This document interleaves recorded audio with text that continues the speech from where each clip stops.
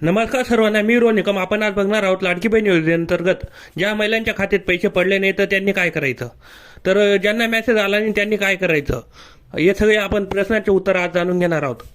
तर ज्या महिलांना SMS आला नसेल तर त्या महिलांनी आता काय करायचं पुढे, ज्यांचा फॉर्म ॲप्रूव्ह झाला आहे तर त्यांनी पुढं काय करायचं.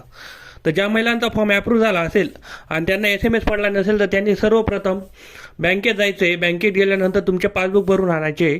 पासबुक भरल्यानंतर तुम्हाला तिथं तुमची रक्कम दिसून जाईल, जी पैसे पडलेले असतील ती रक्कम दिसून जाईल. कारण की खूप महिलांचे नंबर लिंक नाही आहेत म्हणून ते मेसेज पडलेला नाही खूप महिलांचा. तुमचे पैसे पडून गेले 18 तारखेला कालच.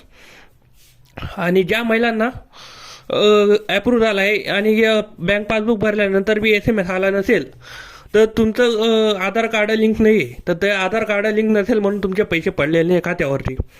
तर तुम्ही आधार कार्ड लिंक करून घ्या.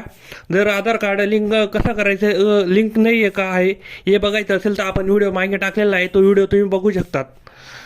तर सर्वप्रथम 1 नंबरला तुम्हाला काम करायचं आहे, तुमच्या बँकेत जाऊन तुम्हाला पासबुक भरून आणायचं आहे.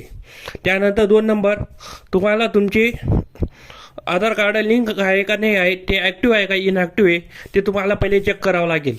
त्यानंतर तिसरी गोष्ट, तुम्हाला बँकेत जाऊन तुमचे आधार कार्ड लिंक नसेल तर ते आधार कार्ड तुम्हाला बँकेत जाऊन लिंक करावं लागेल.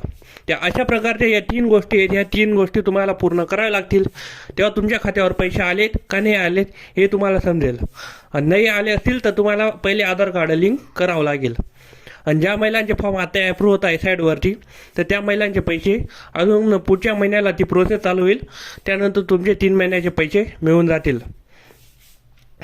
तर अशा प्रकारच्या अपडेटसाठी आपल्या चॅनलला जॉईन राहा आणि चॅनलला सबस्क्राईब करून ठेवा, कारण की मी पुढचे व्हिडिओ लगेच तुम्हाला आणून देतो आहे.